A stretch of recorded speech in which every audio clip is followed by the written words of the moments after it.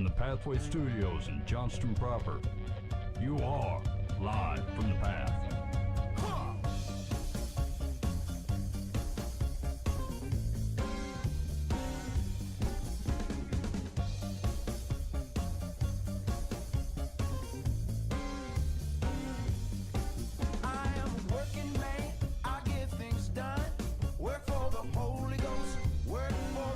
And you're listening to Live from the Path. We're coming to you from the Pathway Studios here in Johnston proper. Not for long, Ben. What do you mean not for what, are we getting kicked? Are we losing the lease? No, you're involved in nefarities. You're going to get arrested. I'm not involved in nefarities. We're going to talk about it.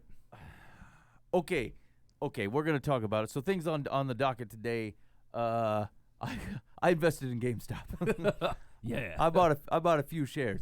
I decided I wanted in on it. So we're going to cover what's going on, and I'll do my best to explain it.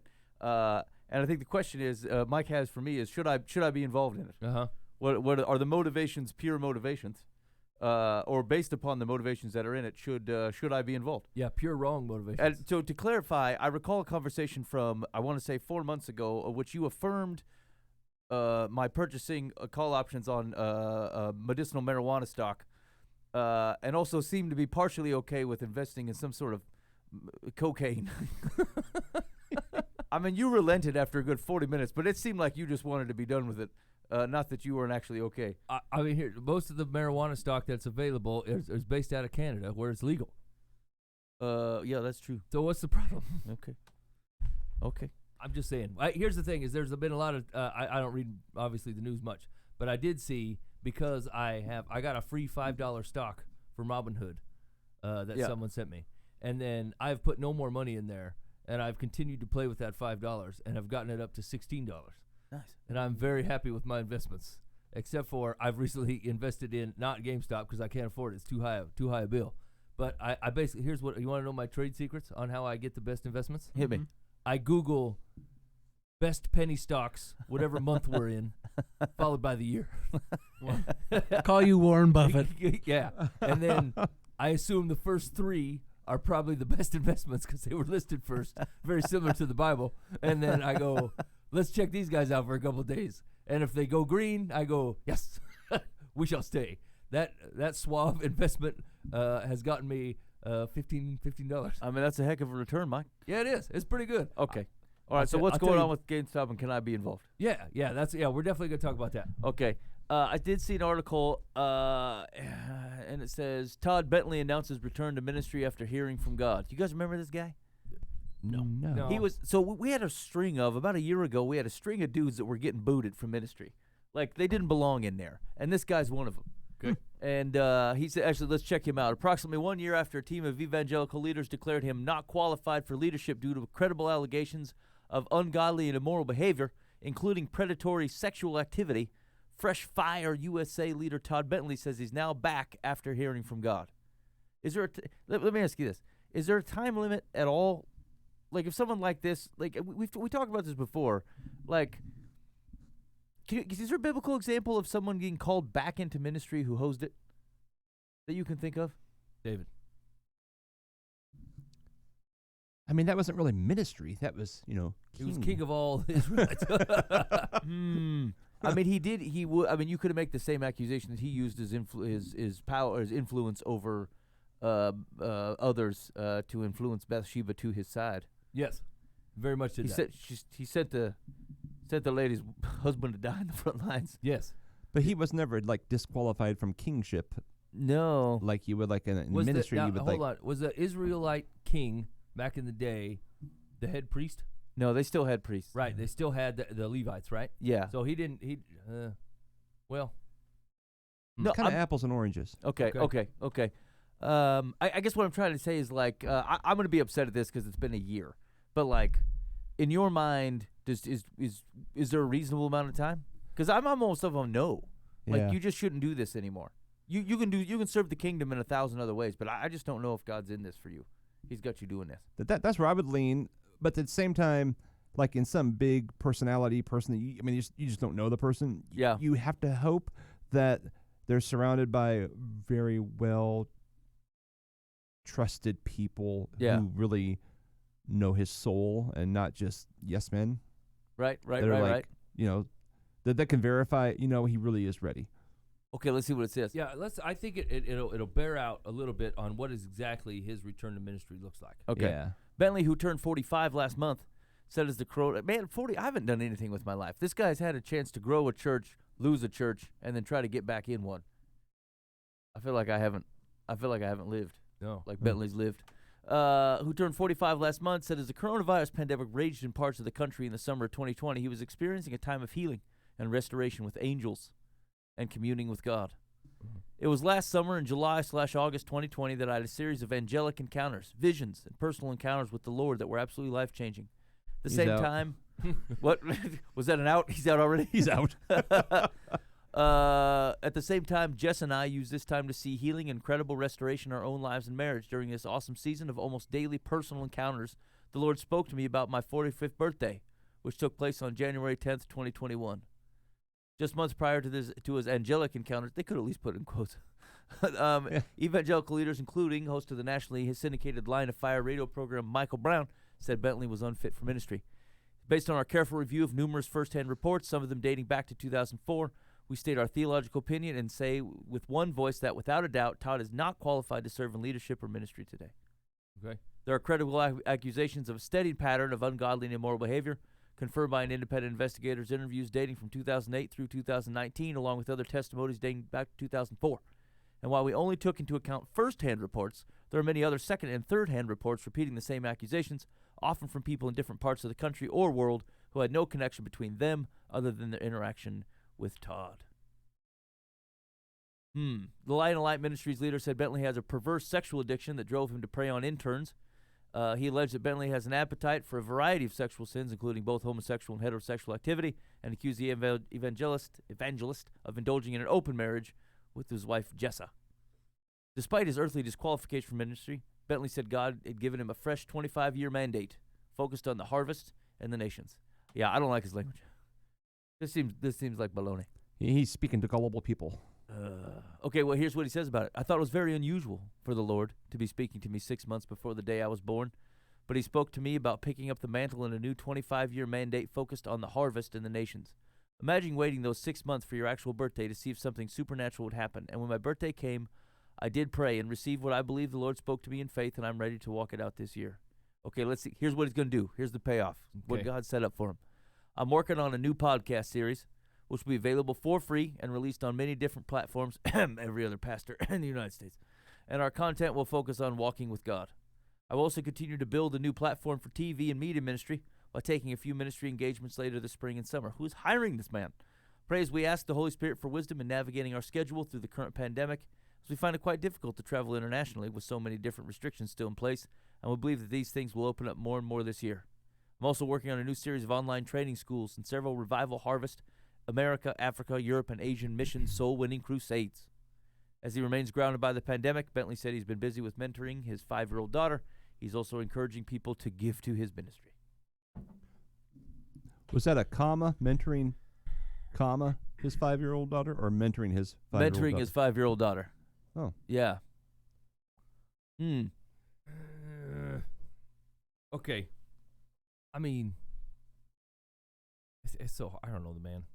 The Holy Spirit does redemptive work. I think that's true. Yeah. God's pretty straightforward on what he expects out of his leadership, and he doesn't give a whole ton load of caveats. Yeah. And so, where I think it's just like everything else, where I think people go, hey man, it seems unfair to throw this guy and everything he's ever done in the dumpster because he sins. Everybody sins, right? And I think that's fair. Holy Spirit can, Jesus was paid to resolve this debt, and he's more than welcome in the kingdom of God if true repentance has happened. Putting him back in a place of leadership, especially ones that have his name all over it, and seem to be totally bent on his popularity through different forms of media, it seems a little sided to one direction. Like if he said, look, I've been called to pastor a country church with 20 people in it, and I'm going to live my days out here because that's what God has for me. Yeah, but angels appeared to him. He's a pretty special guy. On his birthday. On my birthday. Which the Lord honors. It's known to honor throughout the biblical story and text. I mean, I think here's what's generally pretty clear in Scripture, which is God deals with the humble, and he won't deal with you. In fact, the arrogant guy that pops to mind, Peter, was humbled before God used him in as powerful ways he could. And so, like, I it doesn't pass the sniff test to me, understanding God's character and seeing how he works through people, that the first thing God would do after this guy has not only fallen from a level of responsibility within the church and harmed people in the process, is to reestablish him in a place that is rife with your own arrogance. Yeah, that's a good point, actually. So, like, if you're let's say that you had a tinge towards sexual sin in this manner, it would be odd for you to throw yourself right back into the opportunity, right? Most people would protect it and go, look, no, I just don't know. I just don't think I can do that. I don't think I can travel like that. I don't think I can be alone like that. I don't think that's the best idea for me. God has called me to sit in this room by my lonesome where I can't be a trouble to somebody, and maybe I'm going to write. Right. And people can learn from my current humility. And what were we talking about a couple weeks ago? That, like, I mean, we discount the power of prayer to the point where we go, these monks aren't doing anything.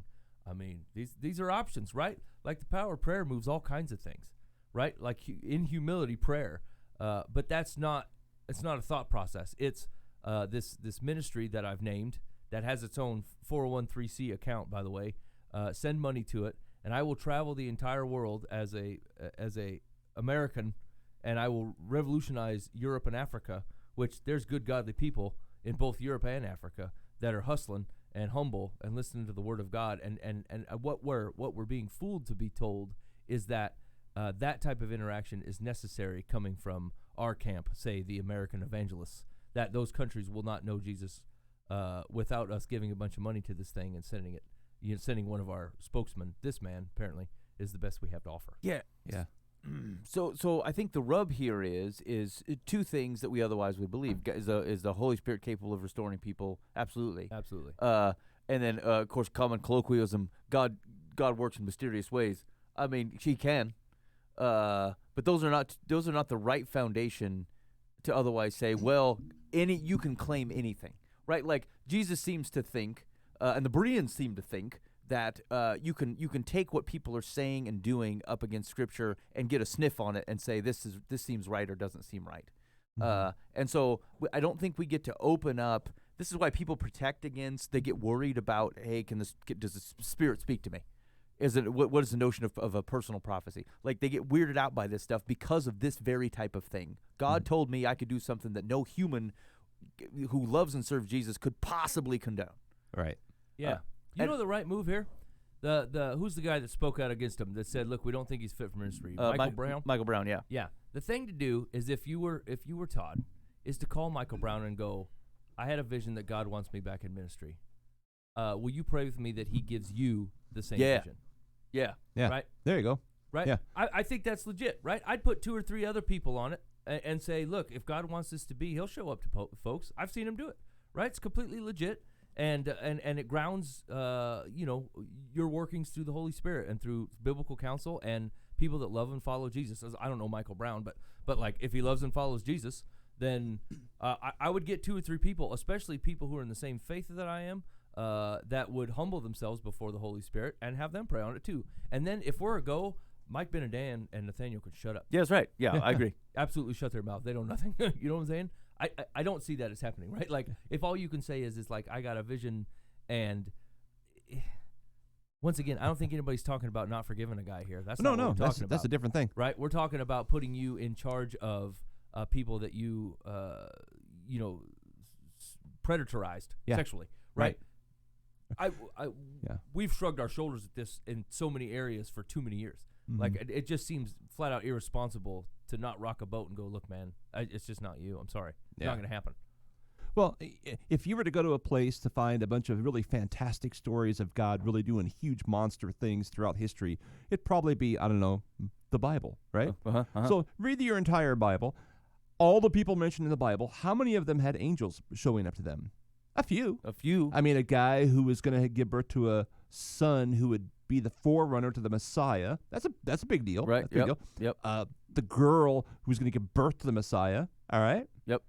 I mean, Ezekiel, there was some angels, but it was really God showing. I mean, right. Like Ezekiel and John both were in God's space. Yeah. And that wasn't a.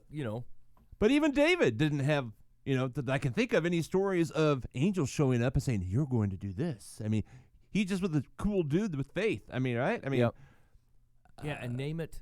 no, Something fire none of them were ministries. like build a ministry, build a kingdom. It was like, hey, God's going to use you to do this thing, and that dude's going to yeah. This just smells terrible. Yeah. And Yeah. here's the thing: Stinks. it's like I could be totally on board, but like I know you can find me not giving the Holy Spirit free reign to do nutty things. Some people tell me Yeah. some stories where they've had a run-in with the Holy Spirit. I'm like, I don't know, man. That's just flat out freaks me out.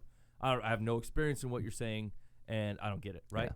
But like talking to the same guy, I smell Jesus all over him, Yeah. right? Yeah. And so like I could God can do what he wants. Yeah. right? I could Yeah. be found being on the wrong side of this thing. But once again, if there's one thing that we've done very, very poorly, is like there's a difference between being a follower of Christ and being like running your own mini kingdom underneath the kingdom of Christ, right? Like, I don't know what humility looks like for between God and Him. I don't know. That's God's deal, right? I do know that like there's enough structure with how He set up the Old Testament laws and basically the way that Paul described most of the way that the church was to operate. That this is a hard sell, right? This is a hard thing to believe, and the only thing I can think that could weigh the odds and push it in His favor is to chuck prayer into it and go, God, you got to tell. I mean, I would be praying the same thing. Can you imagine the weight of a true humble person Yeah. who did these things? Right. And God's showing up going, I have things for you to do. And you're like, No. I don't know. Don't I've make got- me go back out there. Right? I got to have some support. I got to have some people who God pushed me out. And God, you got to tell them. Because I can't just run out this on my own accord. This seems like a huge mistake. Like to walk in that humbly, I think takes more than just your own word and your interaction with the Holy Spirit. Yeah, man, that's a really good point because I feel like God would have to do, absolutely everything. Like any step that felt like I was making a decision, I feel like I would find very suspect to go about something where that you've caused hurt, and that you've damaged God's church, like the people in it, the relationship with God, in the way that you've behaved. If God was telling you that you needed to get back out and do ministry, like I feel like I'd be confirming absolutely everything. You want me to do what now? I want to do the 10-person church. How many?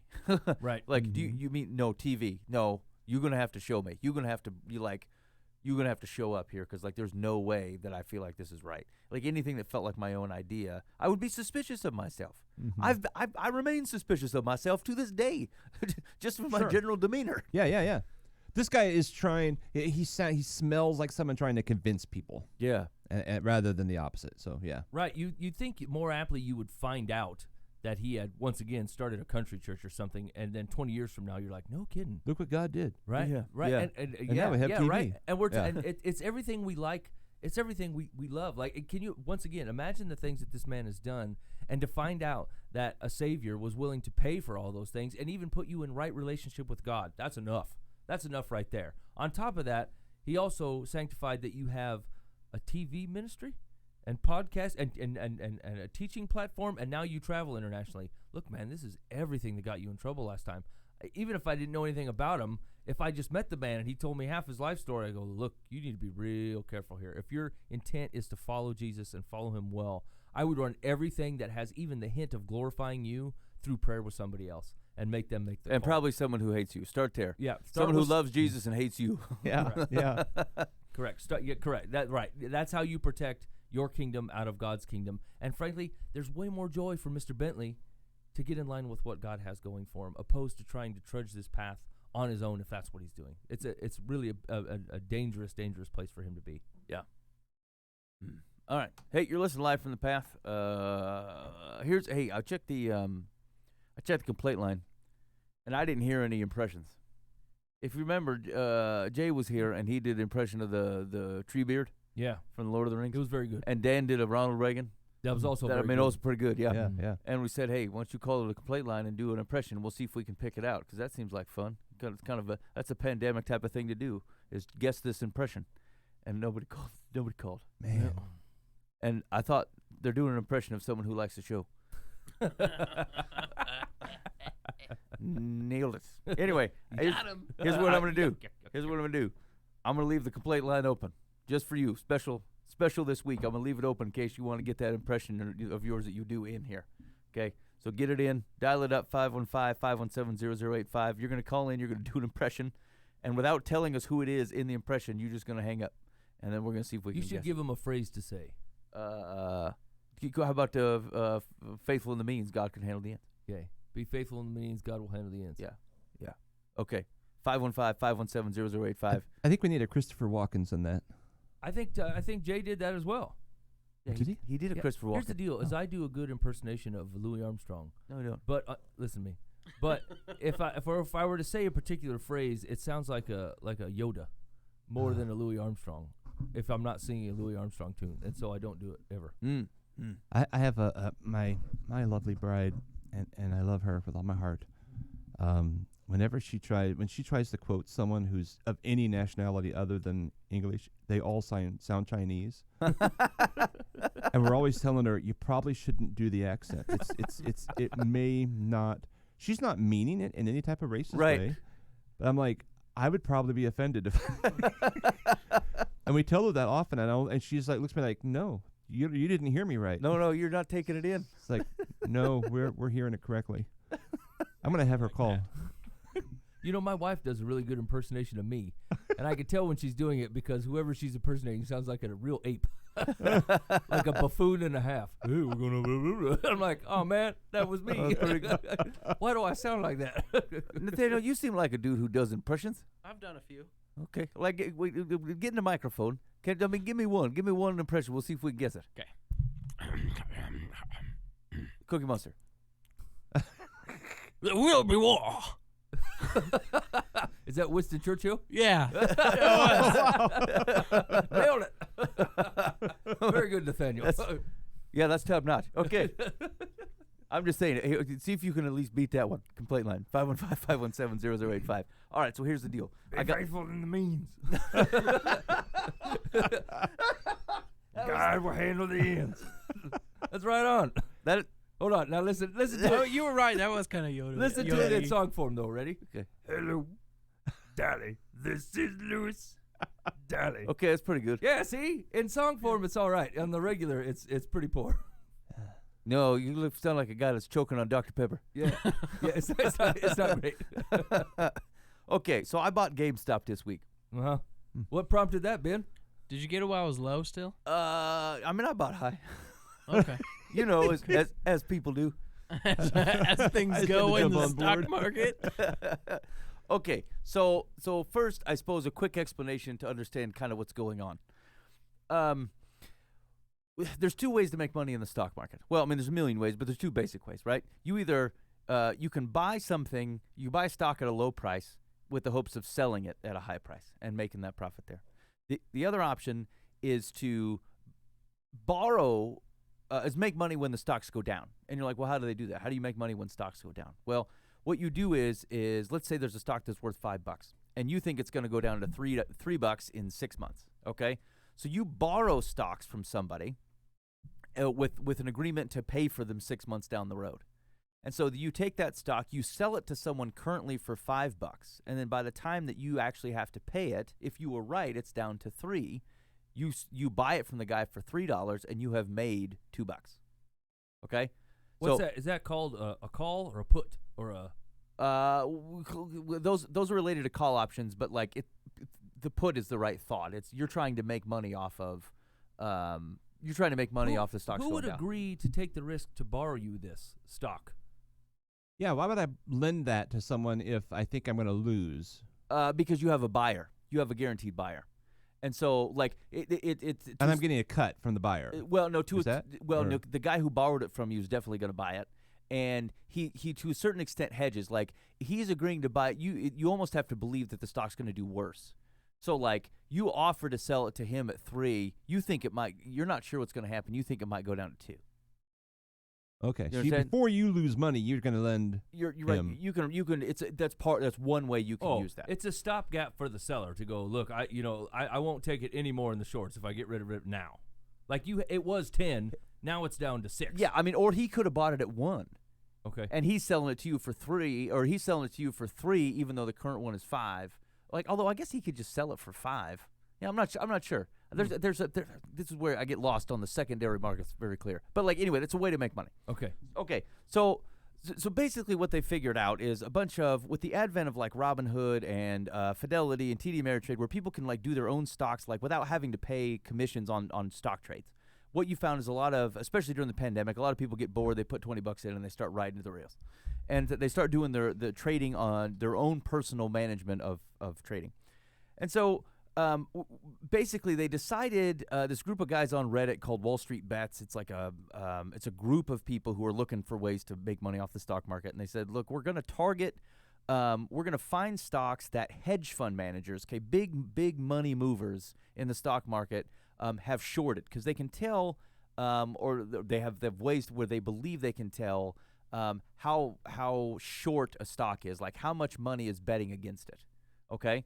And so essentially what they're trying to do, one of the motivations is to basically stick it to the man, is to say, look, these hedge fund guys are money makers. They get to move the market all the time. If you've got let's say you got $100 million to play with in the market. If you, when people start buying stocks, the price goes up, right? This is general how it works. People start buying, it means there's a higher demand and the price of the stock goes up. And so if you take $100 million and you pick a stock and you buy $100 million worth of stock in there, immediately the price is going to go up. And so the guy who put the $100 million in there can then sell it pretty directly, and he made $50,000 or $500,000 for doing nothing, for basically picking a stock. And so they're saying the markets are able to be manipulated by the force of money, by the power of money. And so these guys say, well, we want to make some money, and we kind of want to we think they're unnecessarily shorting some of these stocks. We think they're being unnecessarily harsh to GameStop, as an example, because when you start seeing people short it, then maybe the stock goes down, because then people start believing that it's going to go down. Like you can swing what people think about the stocks by how much money is moving in and out of it, or what they're betting in or betting against. So anyway, so they said, look, so double motivation. We want to hose these hedge fund managers, and we're going to try to make some money off it at the same time. And so they basically say, we're going to run up a stock. We're going to run up GameStop. We think it's a good stock. I think it was at like $5 or something. Today it closed somewhere like I think like 220 or 218. Holy cow! It's up Didn't something. it get up to like 500 though? Yeah, it was. It topped out at like 480 or something. I bought a few at like 325. I'm in. And so anyway, the way they did it, or here's what they're doing is, like, if a bunch of people start buying GameStop, then the price starts to go up. All right, and so these guys who were intending to then this is how it works. This will answer that first question. So the guy that was intending to sell it, he thought it was going to sell for $3, and he sold it to somebody for $5, and he assumed that he was going to have to pay $3. Now he can't pay $3 because the stock is currently worth $100. So he sold it to somebody for $5, and now to pay off the borrowed stock, he has to pay $100. You see what happened? Pay the difference. No, yeah. So remember, when he got it, he said he borrowed the stock and then said, "I'm going to pay it back to you, but once I sell it for $5, I'm going to pay it back to you." And he assumed it was going to be worth $3, but instead it's not. It's not worth $3. It's worth $100. And so he basically ate $95. Yeah. Okay. But that also makes the stock go up. Right. Because he has to buy that back in. That's right. So when he buys it, then the stock goes up even further. So he has to pay it back like at a certain amount of time? Yes. Yeah. He basically, when he borrowed the stock, he's got a limited amount of time. And they're often borrowing money to do this. They're using margin. They're not using their own cash. So now because they have to pay the loan back, they have to sell the stock. That's what's happening. They're like borrowing $100,000 to make all these stock transactions, and then by the time they owe the $100,000, they got to sell the stock to get it back, or they actually have to buy the stock, but they can't basically pay it back because they're not going to make any money. Because the stock went up, it didn't go down. It's the betting against stocks is way more risky, especially when you're borrowing money to do it. So now they have a loan they have to pay off out of their own pockets.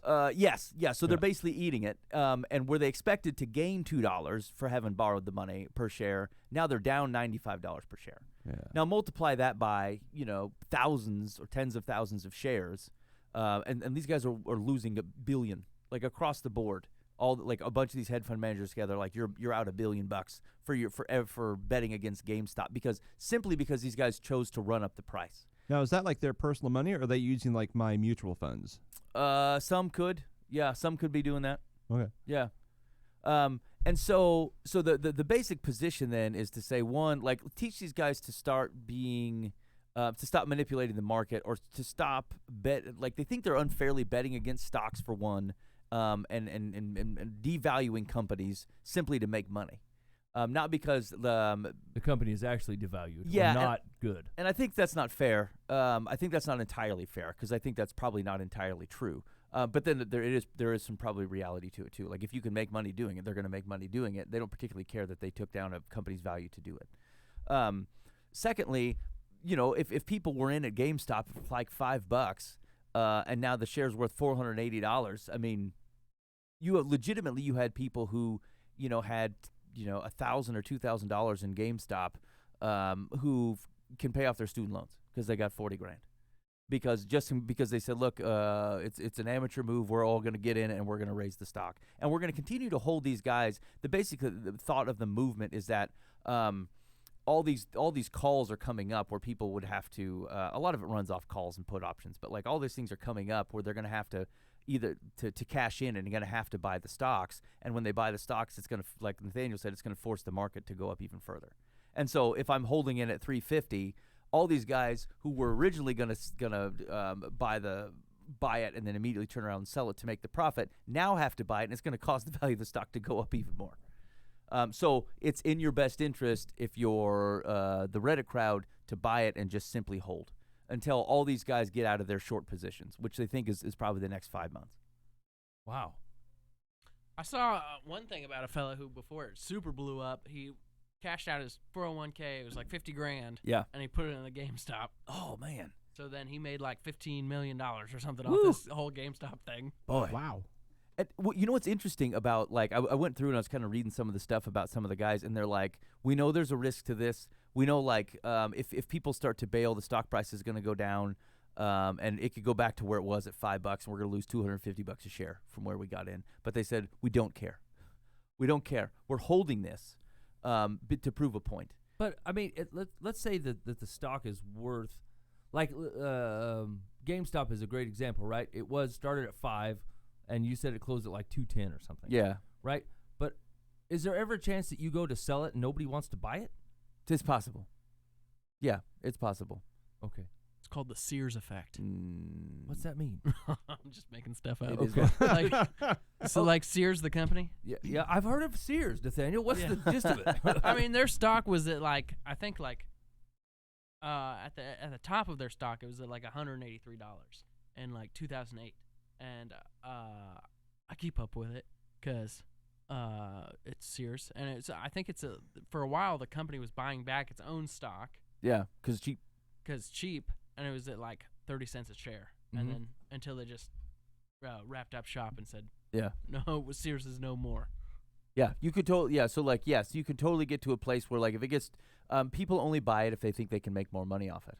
And so that's kind of what they're saying, though, is that, like, if we buy it and we hold it, if no one's selling, then it keeps the availability of the stock down, and so it'll feel like it's the demand will be high and the price and the stock will be low, or the availability will be low, and so the price will continue to go up. Okay. Basic supply and demand. So to get to the gist of our question, yeah, is hedge fund managers are doing this all the time. Yeah. As a cohesive unit. Yes. The Redditors are a bunch of amateurs that have banded together as a cohesive unit and just simply targeted it for their own gain. They targeted GameStop and said, we're just going to blow this one up just to prove that is how it works. Yes, and to actually see that some of these hedge fund managers lose $1 billion. Okay. Yeah. So the question is like, one, does it present itself to join the Redditors as just frankly a good business opportunity? Because that's the way the market works. The way the market works allows you to get to jump in and go, hey man, I see a wave coming. I'll just as well get in on it. It's not illegal. The question of morality seems to be, if it was, is there any difference between an organized hedge fund unit doing this and a bunch of amateurs getting together to do it? Does the fact that it contains the motivation to cause the hedge fund guys to lose money, does that cause us a problem for being involved in it? Are you saying, like, does it reflect Jesus to buy GameStop? For the reasons that they're giving, right? If it's just that's the thing is where where I think it's a seesaw is because if GameStop is a good investment because they're opening 30 new stores and they've kind of come up with a top of the line VR line, then it's just a flat out good investment and it's just regular economy. If it's a good investment because they've been propped up by a band of bandito Redditors, and at the same time it seems to be putting the Robin Hood to these wealthy hedge fund pigs. Yeah. you know, are you in there for the right reasons? Yeah. No, I'm in for the wrong reasons. Okay, I agree with that. I'm gonna be nice to make money, but I it felt. You wanted to stick it to the. I did. To the I man. did. I felt like getting involved in it. Yeah. You said you don't need 5 yachts. You need one. Yeah. I mean, the question is that they don't need 5 yachts. That is the truth, right? But are the banditos the guys to rectify it? Is that the right way to go about rectifying? Is the stock market inherently tipped, obviously, towards the wealthy anyway, to be able to manipulate it as they see fit? Well, yes. So, but the wealthy have lost money in the stock market, a lot of it, in the past, and then came back. I mean, sure. So have there been stories about people who lost money? Like, I mean, are these companies or individual people? They're fun. Yes, there have been stories of them losing the money, but they're groups of investors. They're like specifically targeting hedge funds, not like individual guys. I mean, is it like ruining their lives, or is it just like, well, bummer, and then they'll adjust for next week? Or? It's not ruining their lives. Okay. Yeah, and like the type of the type of guys who this is costing, like if you can lose $1 billion, it means you had $1 billion. Right. Oh, right. Yeah, like, but having someone come by and egg your house doesn't ruin your life. But was it necessary? No. But if they burn your house down, then you don't have a home. But is that our balance of morality? I guess well, they that's what didn't I'm- burn the place down. They did cause a bunch I'm of just trying to damage. figure out how much harm did they receive. Is it there's like a bruise, a slapped hand, or is it like are they devastated now? And I know. So I think like their ultimate goal is to try to get these guys to stop shorting stocks and what they consider to be false manipulation of the valuation of a company. So here's probably the thing to consider is that what the hedge fund folks doing, is it legal? Is it a legal and available use of the stock market? Yes, it is. And so what the Reddit group are doing is the same thing. They just don't have the formality of the hedge fund. They're doing it in a much more rapscallion way. So the Redditors, the banditos, haven't done anything illegal here. No, right. They're just exposing the way that it works. Correct. And using it to their benefit opposed to the hedge Yes. funds. Yes. And it just so happens that the hedge fund boys were betting the opposite direction at the same time, which they knew. They went into it knowing that. Yes, I think they had no expectation that someone would try to basically combat their manipulation of the stock. Well, although here's the thing, that's where I think the banditos are overplaying their hand a bit. Like the types of stock that we're talking about, the things that they targeted were GameStop, Blockbuster, and AMC, the movie chain. All three of which I assumed were on the way out. They're having a lot of problems in the pandemic area. Yes, Right. GameStop because they serially underpay people for used games and then charge like $50 a game. Blockbuster for obvious reasons, and AMC as well for obvious reasons. And so like there is an accusation that they're just trying to prop up stocks that like these were heavily shorted for a reason. Right. Because without this type of intervention, all three of those businesses should be doing very poorly during the pandemic or because of their business model. $5 might have been a reasonable share price, I guess is what I'm saying. Right. Yeah. so I suppose there's a ton of people jumping on the Reddit bandwagon now. Oh man, they went. I remember they said that from the group that does, it's like a forum. Is like I don't know, they gained like 8 million additional people. Yeah, because checking it everybody out. wants a piece of that. Yeah, they want stock tips and like I'm it's with the inside trader information. When it was funny because like they've been focused on GameStop and then all of a sudden there's just now guys like posting like, hey, let's prop up Bed Bath and Beyond, and everyone's like, no, we're not gonna do Bed Bath. And this guy's already bought like, I bought 1,000 shares. Let's take it to the moon. Like, dude, we're not doing Bed Bath. Stop it. But Man, I mean, if I was the CEO of a company, I'd be like, hey, man, let's prop up Mike's widgets. Yeah. here's the thing. At the it can't end up well. Where the if you want to make the accusation the hedge fund guys are creating a false reality, there will be a comeuppance on the fact that GameStop is not worth $10,000 a share. Right. It isn't. And like the guys who are leading the train will know when to get off it. Yeah. The little guy's going to get hurt. Yeah, Uncle Stan is not going to recognize, because he's waiting for the guy at the head of the train to tell him when he should get out. Yeah. And so it can't end up. It won't end up well for everybody, because GameStop is not worth what they valued it up to be. That's a risk in investing. Here's the deal: hedge fund guys take that all the time. They're taking this well. They're probably really mad. They're probably spending a lot of money in information and guys joining the Wall Street bets to get them to go to Bed Bath & Beyond and leave GameStop alone, to try to get them to stop. Like, they're probably doing a lot, but that's the market they're in. Those guys are prepared for the swings. The banditos are running a pretty significant risk, even if they feel like the thing is justified. So the question is, can I involve myself in a legal activity that otherwise could make money, could lose a bunch, that at least has some elements of spite or comeuppance built into it? Is that all right for me as a follower of Jesus? I don't know. That's why I asked. I mean, here's the thing: is I always remember growing up, my grandma, she always used to tell me, because I got a job when I was like 18 or something, dealing blackjack at a casino, and I thought this is gonna be a cool job. My grandma was super against it because it was gambling. It was all around the gambling. And I'm like, Grandma, you're in the stock market. That's gambling. It's the same thing. It's just a tidied up casino over there, and like it's wrought with stuff like this, you know. And so, like, I've always seen the stock market as it's really hard for people. Like, the low class form of gambling is casino and slot machines, and then the upper class Christianity goes, well, of course I have a 401k. You gambling, right? You got all your retirement in gambles. And so, like, it always seemed like an unfair comparison to me when they would act like the stock market is holy and gambling is not holy, because that's the same thing as far as I'm concerned. And so this conversation is weird for me because it's a completely legitimate way to make money in the American economic system. And it's not spoken to in the Bible because we just used to sell bread and cows to people, you know, right. or make stuff, you know. And so, like, it's not an economy that was really talking about the value of something based on perception, you know, opposed to the value of something based on what it is. Like, the insurance industry doesn't exist in biblical times because it's a perception, just like the stock market is. So I don't know. It puts it in a different light for me, and I guess I can't quite wrap my mind around it to figure out what I think about it, you know. I mean, you have the parable of the talents where they're investing in something. No, true. Where interest is brought into play. Yeah. I mean, we didn't get into detail of how one guy made 2 and one made 5 and one made 10. And, right. You know, it's like one was more shrewd, whatever that is, and yeah. I guess I don't see. I guess I don't see a problem.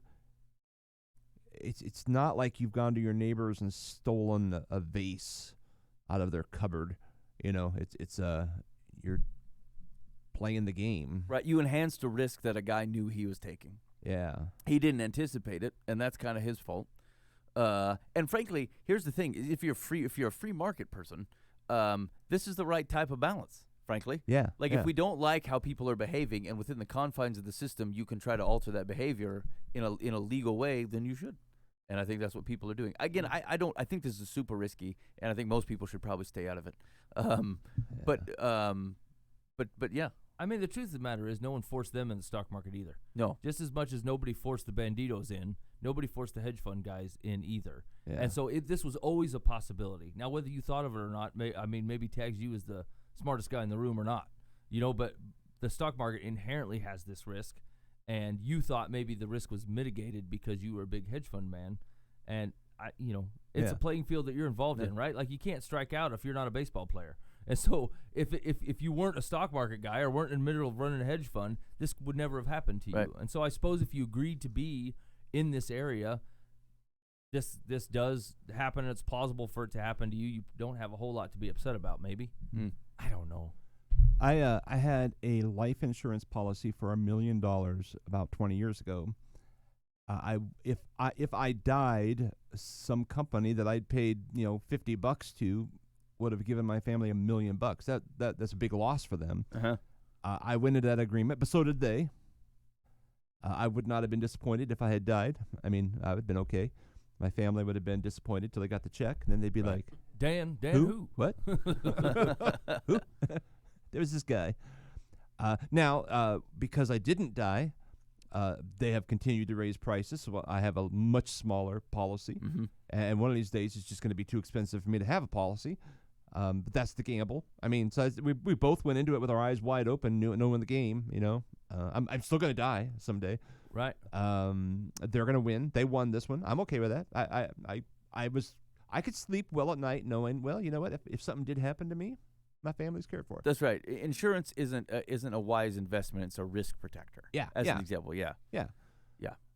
So, I mean, I don't know. It's just different than what we're talking about, but it's like I played the game, and either way, I'm comfortable. Same with the stock market. You play the game. It's like, I win, I lose. So really the only thing that we're looking to protect here is the intention of Yeah. investing, right? Like if you are on board just to give the take that to the hedge fund guys, then that's an area of the heart you should probably turn around. Dang it. It's That is why I'm on board, though. If it's a good investment, then it's a good right. If you read the markets and go, this is where my money should go, I'll make more money. But it's only a good investment if you succeed in giving the what for to the but hedge you know fund what? guys. That's like if you open a business and you're selling new widgets, you're competing against another widget maker. right. And if you're the best one there is and you win, he closes. I mean, that was a bummer for him. It's a win for you, but I mean, that's business. And Paul's intention was not to put the idol maker out of business. That was not his intention. His intention was to bring Jesus. The idol makers were just a unfortunate byproduct, right? But he didn't walk in there going, I hope these people love Jesus, and I put those ridiculous idol makers out of business. I can't stand Right. those guys. Right. It just happens as the course of what we're doing. So if your intention was to put idol man out of business, then Yeah, so but the question is that like, so I was thinking about Paul as a tent man, and if he went around going, hey, Paul's tents are better than Chuck's tents, dig classic Paul. But as a tent salesman, there can be two winners. Paul and Chuck can both sell tents. right. Yeah. This example is difficult because like somebody's got to lose. Yes. Some guy bet against the stock. The only way that guy for someone going the other direction wins is if he bets for the stock. There aren't two winners. But you didn't force him to buy stock. Agreed. That's the point. It was a voluntary choice. Yeah. Yeah. I don't have a problem with it. But you weren't going into it to merely make money. You wanted to defeat the other man. I think that humbling is a right sizing of the market. Yeah. You're the arbiter of humility now? well, the question is that guy the harbinger of humility? Well, obviously not, but he doesn't deal in humility. You do. We're doing it as a community. Yeah, of banditos on Reddit, the most moral compass you can find. You know what? Every time I struggle with one of life's toughest issues, I go right to Reddit because they've never steered me wrong. Yeah. I don't actually know anything of Reddit. I've just heard things. I've heard of it. And I don't maybe was actually on go it there. once, but Don't I don't do even it. know what it is. No, it's a cesspool. Oh, well then. Yeah. Business bandito friends on A Reddit. big one. I don't spend time on Reddit. I just happened to when I was reading the articles about where this was coming from, I knew it was coming. Like they said that it came from Reddit. Hmm. Oh, so you weren't part of that group? No, I'm not. No. You just like when they go out on their nefarious field trips and you join them. So as long as they're here, and I am too. That's not how I would explain it. I would tell that story differently. Okay. Yeah, Hey, complaint line time. I tell you what, you want to weigh in on this? I still don't know that we've come to a straight black and white on this thing. But go ahead and give a call to the plate line, Ben. 515-517-0085. Yeah. Does Ben need to repent? Yeah. Do I need to sell? Do I need to turn from this? Sell my game? I also bought the AMC. Did you buy the Blockbuster too? No, that I one thought just. they were closed up shop. Yeah, see that Yeah. one I feel like they were just kind of, that was a weekend at Bernie's. I feel like they just took a dead guy and drove him around. Like that didn't seem right at all. GameStop, I think, it got some legs to it. I don't know. Games, like, if you can just think about what GameStop sells. They sell physical games, which nobody buys anymore. You say that, but like, so Google Stadia is a game provider. That's not catching on. It's not. I mean, everybody buys stuff on Steam though, or on Xbox or whatever console they I could have. see They just buy it on the cloud. Yeah. Yeah, I Owning mean, a physical game is lame. its days are numbered. Yeah, I agree. I'm gonna milk it. It's like the CD case. You I'm know, probably gonna flipping through the CDs looking just for ordered right. Well, some. people don't do that no more. I'm gonna lose big money. Good thing my wife doesn't listen to the show. She would not invest in GameStop. All right, yeah, you're listening to Live from the Path. Hey, if I got to get out of it, let me know. Hey, also, here's the thing. I know that there's elements of how I explained that weren't quite right. Because as I was talking about it in my head, I'm like, I missed something somewhere. I mean, if you want to take the time to correct me, go ahead. I'll probably look it up tomorrow and see where my explanation went poor, and I'll fix it for next time I have to talk about it. But, whatever. However you spend your time, I don't care. Hey, why don't we have stock? From the Live from the Path? Yeah. We're not a publicly traded company. Well, why not? How much that cost, Ben? Can we use your GameStop Put us on Reddit. winnings? Yeah. Put us on Reddit. Okay, I'll see what it would take to publicly file. We gotta get a board of directors. There's a couple things that gotta be true. We gotta S corp or at least a corporation. But yeah, maybe there's a fee and we'll do a public offering. I nominate Nathaniel to be the president. Okay. All right.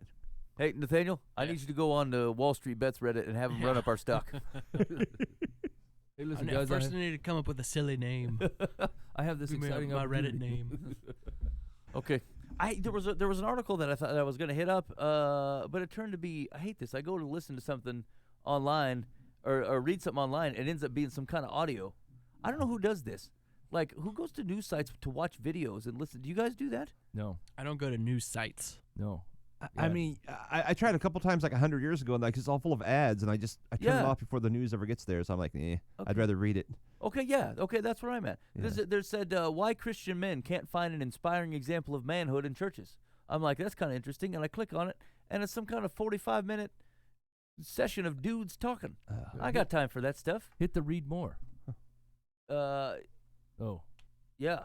Many churches tend to present a nice and convenient Jesus, offering little in the way of manhood. But Parker Green, author of Way of the Violent, wants Christian men to see who Jesus truly is and how he exemplified strength and power through humility and sacrifice. wait a minute. Way The of- churches provide a what? A what of Jesus? A What- nice and convenient Jesus. Does that mean that that's wrong? We want to see a rude and inconvenient Jesus? I think we want to see Jesus on Reddit. Ugh. Yeah, Yeah. I mean, I don't know what that means. Yeah. Okay, He's very polished and very clean and flowing robes. I can't even pick out a story of which that sounds that way. Except, yeah, no. Hold on. Okay, I'm just gonna read. Oh, this looks like an interesting cat. I'm gonna read the synopsis of this book, and then Mike, then we'll do some advice. Okay. It says, in this new book, microchurch founder Parker Green wrestles with why the American man is in crisis, as men search for meaning in America's churches and for an example of manhood to follow. Unnecessary semicolon. They don't find a revolutionary leader in the plastic and convenient Jesus that is taught from the pulpit. Instead, they find a nice man and a good teacher that can't seem to help with their life that's happening now, much less give them purpose and something worth living and dying for. If you've ever wondered why your Christianity, hell, your life, didn't look like you expected it to be, perhaps you need to discover the way of the violent. Perhaps, if we can turn to a biblical and powerful Jesus, the one that is very much alive, again unnecessary semicolon, we would find in Christ a man that turned and is still turning the world upside down. Will you join the revolution? I mean, I don't know. I don't see getting pumped up about this, but No, I don't know. boy, his picture is scary though. He's wearing white khakis. I'm not afraid of a man like that. No, that is a good point. Yeah, The that's way the- of the violent, white khaki. Yeah, that's the kind of man that don't change his own tire. Man that wears jeans goes, this tire might blow. I gotta be ready for it. I can't wear these white White pants khaki anytime. man is assuming all mechanics will work fine, and they never do.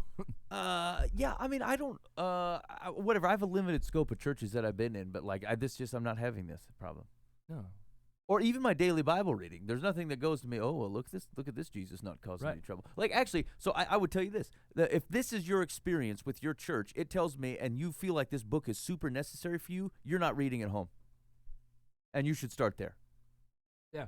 Like if the church, let's say you're the guy who's teaching you is teaching you some kind of like Barbie and Ken Jesus. Well, I mean that's really your fault for you, one, to sit there and listen to it, and two, to not know the difference because you're not studying at home. So yeah, actually, don't read this book. Go read the scriptures first, and then we come back to it. Yeah, I very rarely read the Bible and thought, man, I'm doing more than enough. I feel like I should tone down some I'm of this rocking worry this. that I'm concerned with, and I'm just going to coast it in. Thanks, Yeah. Lord. Yeah, I mean Jesus seems like a nice man with that turning of the temple all, and the John the Baptist harassing the people and Yeah, hey, man, sell all your stuff. gnashing of He teeth. didn't mean that. Yeah. It's more like, hey, call that number on the TV. Get that golden eagle coming. Then everything's solid. Yeah. Actually, I hate this book. This is this is a church guy. I'm interested in this micro church movement, but this is a church dude like pointing fingers at a church when really like we have a Christian man problem. Like, hey, you're not manly enough, Christian man, who spends his time pointing fingers at another dude who's not doing everything for him. That's dumb. That's dumb. Yeah. If page 1 doesn't say go read the New Testament and ignore the rest of my book, then this guy we're paying too much. If this is the root problem, if he's like, if we're getting a false Jesus, then you should know that pretty directly. I could pick it out. You tell me you don't walk to a church and some guy tells a shifty story of which Jesus doesn't come off as a guy who's creating a revolution, changing the world, pointing fingers and dealing out mercy. And like, if someone doesn't preach that, you're like, boy, that don't sound like Jesus at all. You would pick it out directly, would you not? Yeah. Okay then. So like, this is a biblical dude problem, not I need to read this guy's book problem. It don't take, how many pages is this? 184 pages? My left toe. It take 2. You go read the New Testament. And if the guy is not teaching Jesus faithfully, go somewhere else. Love Parker Green. We should have him on, Ben. Okay. Yeah. I'll get a hold of his representative. Okay. In the meantime, anybody can publish on Amazon. So I'm gonna publish that book. I'm gonna come up with a premise that's much like this one, a sweet cover, and I'm just gonna say, read the Gospels, page 1. Page 2. No, seriously, go read the Gospels. You misunderstand Jesus, and just keep flow. I'll put 150 pages together. I'll charge $5. We'll see what happens. And put on some real pants. Yeah. Don't wear white pants. What if someone else's tire blows? You ever think of that? Maybe it's not all about you. That guy's, his wife probably drives him. Hey, I'm gonna tell you this. I'm gonna sound like 1958, but we were at the Hobby Lobby, my wife and I, and like the cream cheese fell asleep in the back, so we left him here sitting in a chair, and my wife and the kids went in. This is just for Christmas, and I swear I counted 20 cars, and of the 20 cars, 16, the lady was driving. And like, I obviously don't care. But like, it looked weird. Like I felt, I didn't think anything about the lady driving, but I did think about the dude, and I thought, you are lazy, and I don't know why I thought that. Is it some lingering gender problem that I have? I don't know. I feel it like feels odd to me. I like to drive my wife around. Yeah. I don't know. I feel like it's. I mean, it's probably low level, not a big deal, right? But like, it's one less thing she has to worry about. I'll take the drive. Yeah. I mean, I don't insist upon it or anything. Like, she drives. No, places. and it's not like you're tearing it around like Corvette style. Like, I just love to drive this minivan all terror. Like, you know what I'm saying? It's not like it's a fun car to tear up, or you can turn the tunes up real loud because everybody else is already in there. You know, you're just like, I got this handled. If it feels like you're taking responsibility for your family, like, hey, if there's gonna be, not that I don't trust my wife, but like, if there's gotta be someone navigating their safety, I'm gonna take responsibility for it. Maybe it's a bygone thing. But, like, I just thought it was odd. And I'm going to tell you this, 90% of the dudes that were part of the guys getting out of the driver's side or the passenger side seat, like, they were multitasking, a sandwich and a cigarette or something. Like, they had or a cell phone and a marketplace newspaper. Like, these guys were taking fullest advantage of not driving, like they were using it for their leisure time. Maybe they were, working the stock market. Maybe they were. Yeah. Maybe these are the guys I'm in cahoots with. That could be. My wife drives 22 on Reddit. I always drive, but I do that because I feel like people will judge me, like Ben. Like, I feel pressure. I do. I don't want to drive. They'll like look at me and think, man, this guy, he's not driving because he's got a drinking problem. He can't drive. I feel awkward. I mean, I like it when my wife drives. She's a better driver than I am. But, like, it feels awkward for me to sit in the passenger seat. I just feel weird over there. I don't know what to do with myself. Yeah. Yeah, I feel like the driver's in charge of the radio, so I don't really try to tool with the radio much. I feel like it's rude for me to, like, check my phone when my wife's over here working. She's driving, you know? I feel like, who am I to bail out, you know, and act like I got all kinds of free time. And so I end up just sitting there like a goober doing nothing. Yeah, it feels like you're waiting to talk to the principal. Yeah. And even when she's not driving, she's at least peering for deer or whatever in the side roads that and when I'm over there, I'm like, I don't care about no deer, no side road. I'm not even a good wingman. I'm just terrible over there. You signed up for the captainship. Go ahead. Yeah, you wanted to drive this rig? You take us right down there. Okay. Hey, that's bound to be offensive to one of you. It's 515-517-0085. Do you find it odd? Like, is it pretty normal? One, if you're a lady, do you drive? And do you find it odd? Was that a conversation in your marriage at all, or is it just kind of natural? Is this a bygone thing? Yeah. Like, am I retaining old ideas to have? I'm not. Again, I'm not saying I feel one way or the other about it. I just know that was my reaction, and I hadn't put any thought into it. But I just thought, why aren't those fellas driving? I mean, yeah, I'm with you. It's hard to watch. Like if the wife goes into Hobby Lobby, she's working, right? She's going to do the shopping. She picks out the stuff. She paid for it, comes back out, and there's your lazy bum still sitting in the passenger seat doing nothing.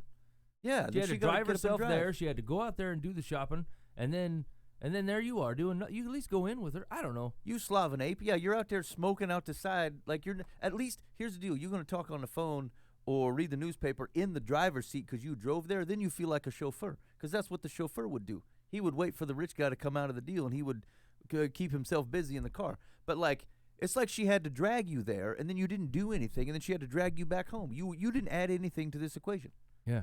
Stop being a slob. You wasted gas. Yeah. With your extra weight. Yeah, smoke at home. I also saw 2 diapers on a light pole, and I couldn't figure out why that happened, unless someone had been storing up diapers in their car, and they just decided that's where they were going to put them, and they were sitting there on a light pole. Huh. Or it was a drug deal. I thought that could have been too. Like someone had put cocaine in there, and then when someone else was going to come up and pull these diapers off of this light pole, and then that's how they were going to mule illicit materials.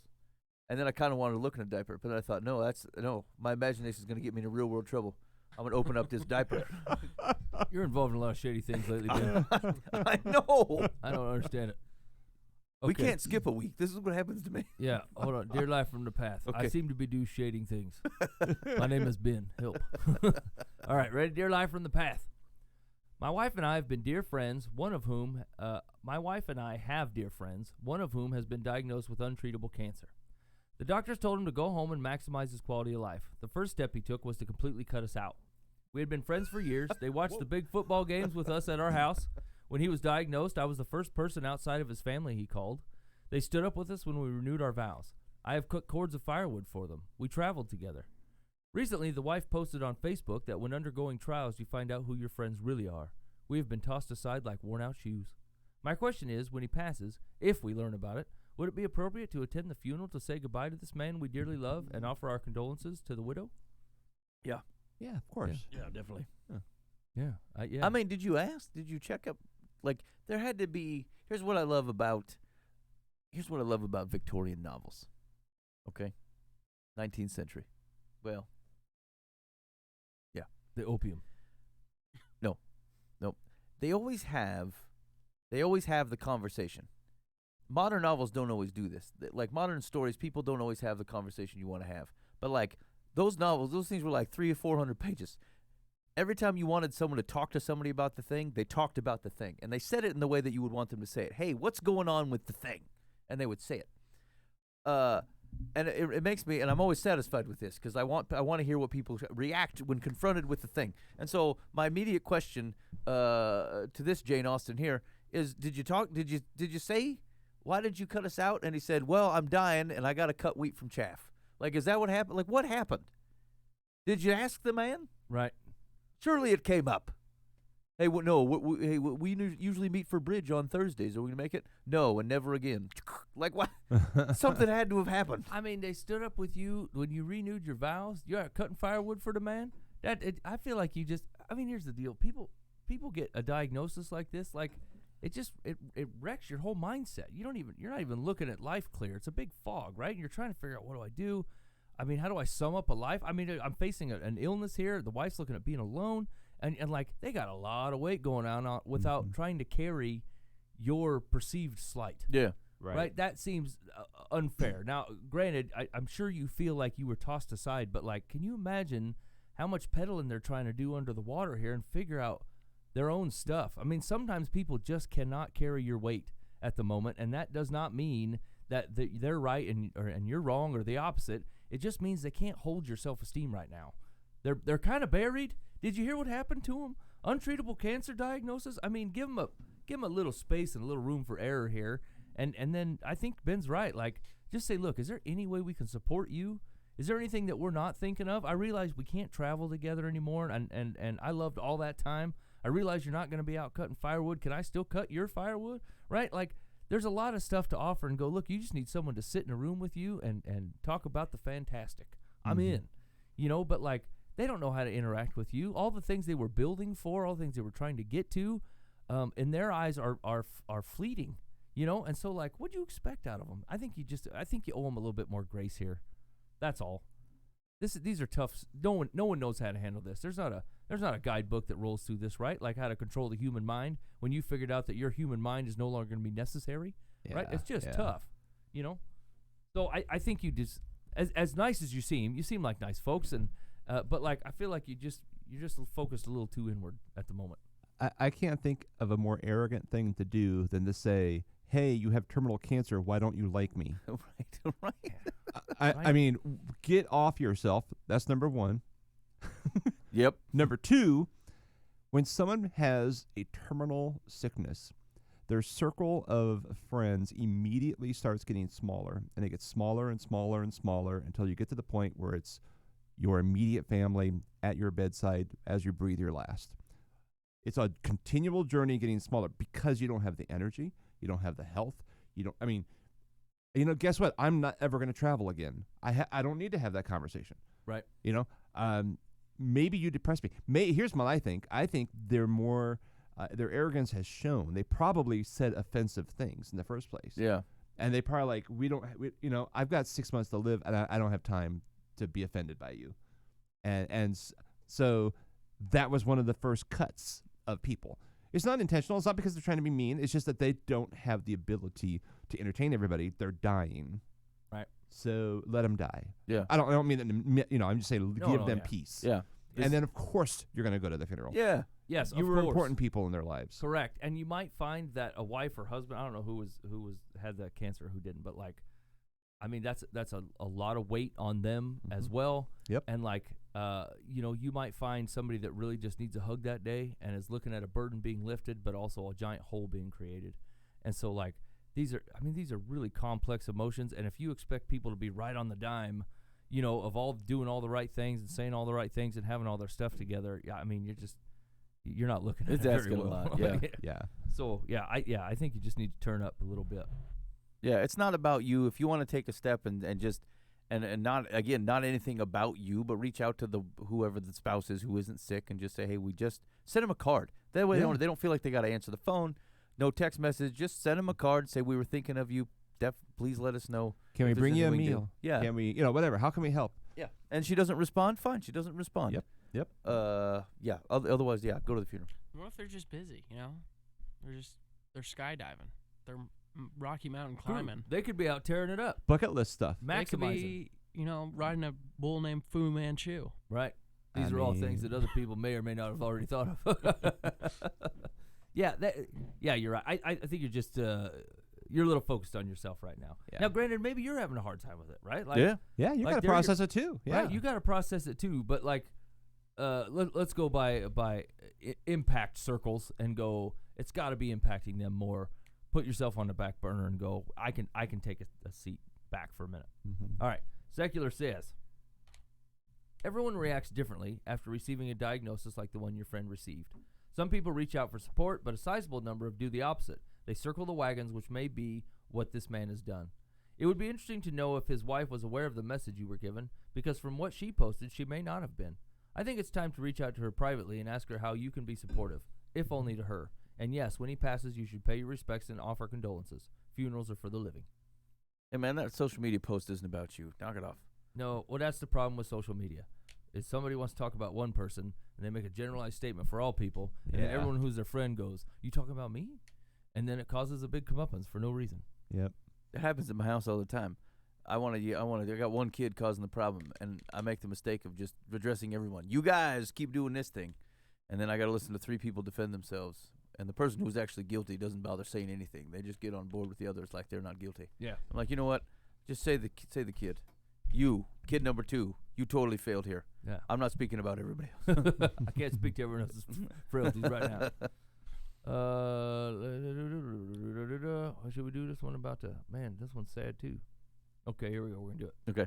Dear Life from the Path. For the past few months, I've been seeing a gentleman in his late 50s who lost his last girlfriend, Vera, in a tragic accident. Her death was less than a year ago, and he is still grieving, which I respect and am not uncomfortable with. My beau has low self-esteem. He thinks the relationship he had with Vera made him a better person, and that without her, he will be less so. I understand his sorrow and that he needs more time to sort through his feelings, but if things work out with us and we continue to see each other, I want to know how I can also make him feel like I'm helping him be a better person. He said it has, quotes, just the relationship they had. It was, quotes, just the relationship they had, and that he doesn't know how to put it into words. I don't want to replace Vera or copy her, but I do wish I'd understand what she did to help him believe positive things about himself. This is a no-win situation here. Yeah. You can't give advice. Like she's essentially asking, what did this now deceased woman do in life to otherwise make this guy feel better about himself? And she's gone, and he can't explain it. Yeah. You're shooting in the dark here. Mm-hmm.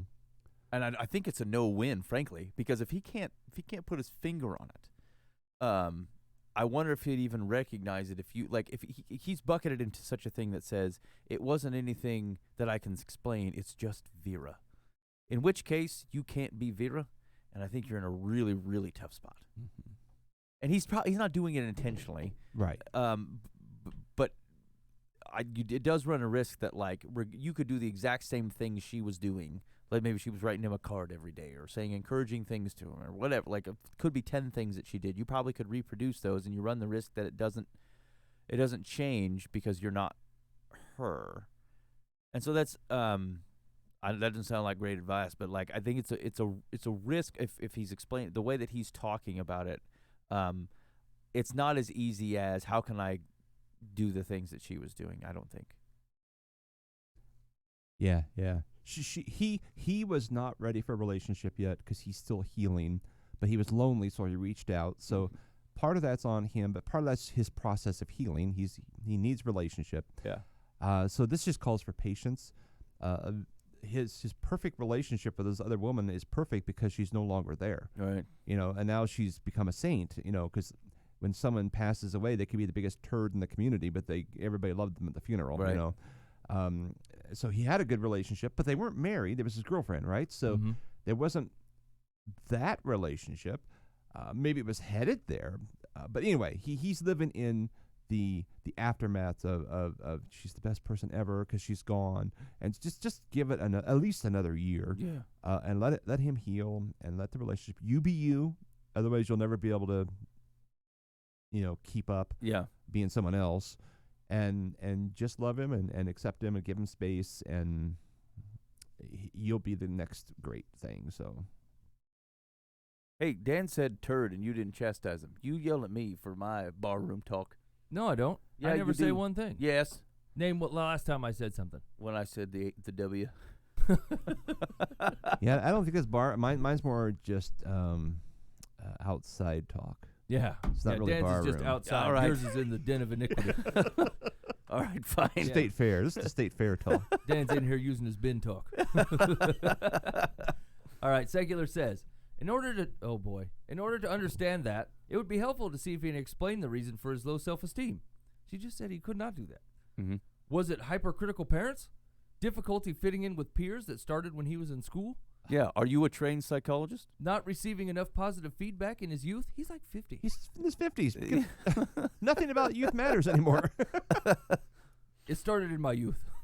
Once you gain more insight, you may be able to find the answers you are looking for. Both partners in a relationship should use whatever attributes they have to make each other feel positive. However, please recognize it should not be your responsibility to prop him up on a continuing basis. Yeah, I guess. I don't know. That puts a lot of basically, hey, how good are you at getting down to his deep emotional scars and issues? That's a heavy burden to put on somebody. Yeah. Here's the deal. If you get, I could be wrong. Maybe this is too simplistic thinking. But I feel like right relationships begat conversations like that. If you put yourself in a position where he trusts you, and thinks that you might be able to help him, then I think he will naturally. People tend to work in their own self-interest. I think he'll bring it up. He'll say, "Hey, you know what? I think I know what I'm feeling, or I think this is the thing that's really. I've tried to. You've asked me, and I feel bad because I can't come up with an answer. But I've been thinking about it, and I think this is maybe the thing, because you want that type of resolution. You want someone who you like wants to help you. You want to reciprocate and allow them to most of the time. And so my guess is that he'd want to participate, but like I wouldn't force it. I think Dan's advice was great. Just continue being in the relationship you are. Probably guard that he doesn't try to push things too fast without having resolved some of the stuff. Mhm. But yeah, as you guys get closer and as he gets further away from it, and as he starts to your relationship matures, I think it'll come up. I think it will, and I think he'll be able to articulate himself. I think he'll figure out a way to do it. Something will help trigger it for him. But like if you go digging at it, I think that's not going to work out well. I had a thought. What was my thought? What was shoot? It was a really great thought. I bet. Yeah. I know the second half of the thought. There was the first half that I can't remember. The second half was that you're. Oh, this was it. You're trying to get a checkoff list from him. Oh yeah. You know, oh, if I just make chocolate molds, that's what he wants. You know, and he can't think of it. So you need a different approach. Just start saying, tell me the story. Tell me the story of her. Right. And as he tells the story of her, he will tell you what he loved about her. And whether he knows it or not. And then if you listen, don't repeat it, verbatim. Oh, I loved it when she wore that green shirt, Right. But you'll learn what it is that she did that he loved, and then you can do likewise. Yeah. Yeah. Your goal is not to be a second string Vera. Yeah. Your goal is Right. to be you. But you do. I mean, if you love him, you got to help him walk through that. Because once again, it's just like the first question that we answered. Grief is a tough deal, right? Mhm. Like it's just a tough thing, and it's sporadic, and you can get to know. And like there's some classes that are really helpful for this kind of stuff. Most of your local churches will put them on. Put on a grief share, yeah. Yeah, Yeah, put on a that's grief good share. stuff. Like, whether that seems to be your tune or not, it really is helpful, especially to be around other people that are going through the same thing. It's the same reason we do whatever, insert your sin anonymous, right? Like sometimes you just need a little help and a little community. You were designed for community. God made you for community. You should probably use it. Yeah. Okay. You want to do another one? We're done. We got a short one? Yeah. Okay, probably. do a short one. Okay, here we go. Last one. Dear Life from the Path, I have a close friend who recently had a baby with serious health problems. Oh. Unfortunately, we live on opposite sides of the country, and I can't afford to fly out there. I want to help, but short of calls and texts to let her know I'm thinking of her, I'm out of ideas. She mentioned several times that with all the work of being a new parent plus the extra work involved with a child with special needs, she often doesn't have time to prepare healthy meals and reverts to junk food that she can grab easily. Mm-hmm. Ordinarily, I'd bring over a few meals to help out, but that's impossible to do when she's so far away. Restaurant gift cards would be an option, but unfortunately, she and her husband don't have the time to go to restaurants. Wow. I'm hoping you might have other ideas on how I can help out from afar. Have it delivered. Yeah. What the heck? Do the butcher box or whatever. Like, Yeah. order from the local place, have it delivered, or go online for where they deliver like 2 meals a week automatically from some store in Illinois or something. Like, you live in the age of this. Right. This you were built That's right. for these kind of things right now. In fact, the pandemic has made all this possible. These eras were made for you. Just start ordering stuff and have it delivered directly. And use the Amazon pantry. Call. So I assume that they're friends. Maybe she's from the area. Maybe she got other people in town that can also take meals over. Say, hey, look, can you put a casserole together and take it over to Suzanne and Ted? Yeah. I mean, There's 4 ideas right there. yeah, that's a start. Nathaniel? Blue Apron. Yeah. Okay. Yeah, that's what I was thinking. Blue Apron. What did I say? The Schwan, if you want to be in 1985. Okay. Use the Schwan Man. Schwan Man's coming by. Rona. Yeah. Okay. We have to 5 or 6 ideas. Yeah. Get them hooked up with a mail-in food plan if you want to help in that way, and then encourage them to go out.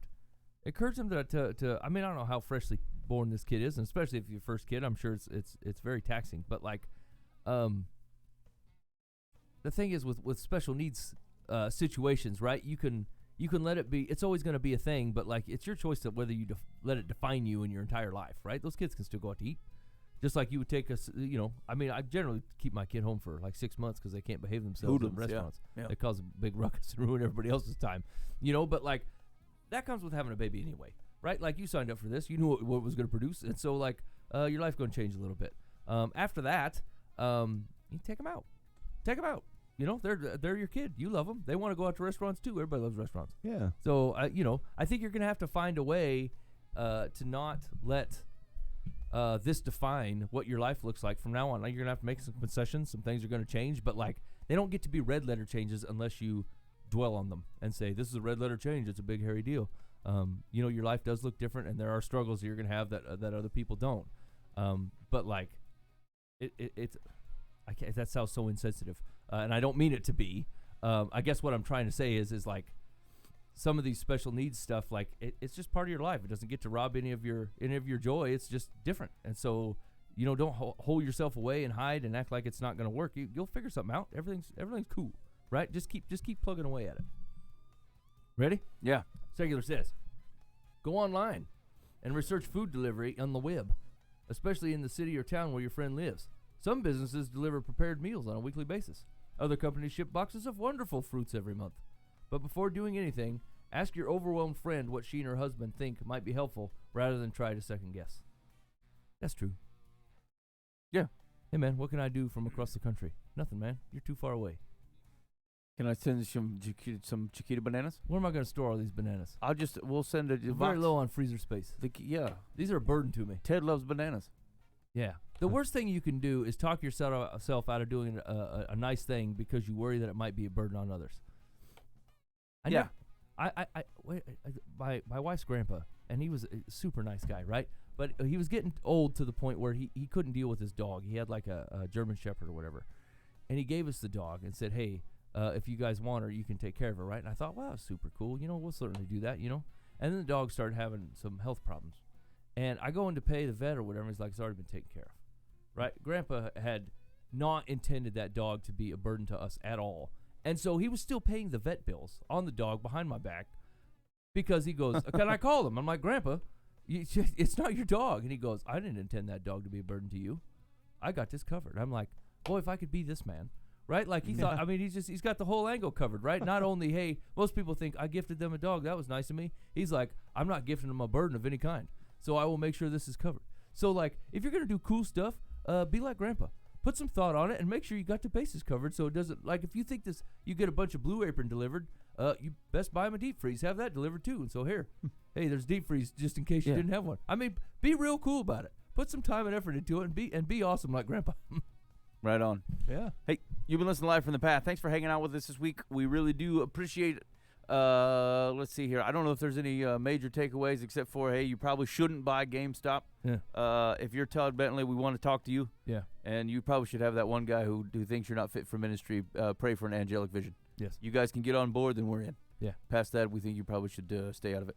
And thirdly, use an online delivery food service. Yeah. That's a good idea. Just slow your roll when it comes to people grieving. How about let's put it that way. Yeah. Don't assume that people are off the rails or making terrible decisions. They're going through. This is be true of everybody, even if they're not grieving, right?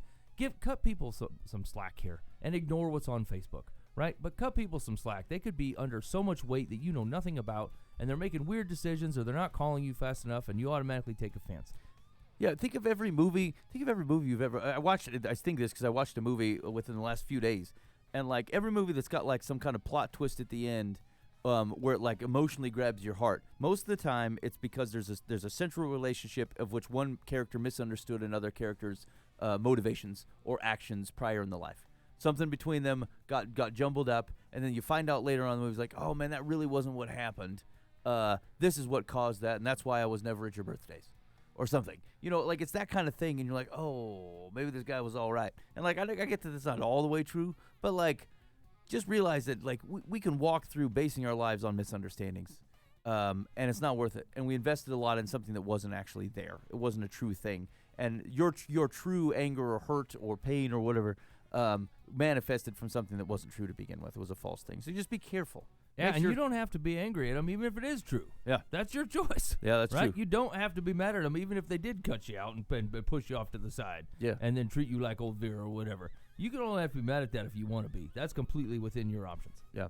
Anyway, thanks for hanging out with us. We appreciate it. We do intend to be here next week if we can. So we'll see you then. In the meantime, be faithful in the means. God will handle the ends. You've been listening to Live from the Path. Be faithful in the means. That's terrible. I will handle the ends. Nope. It's just awful.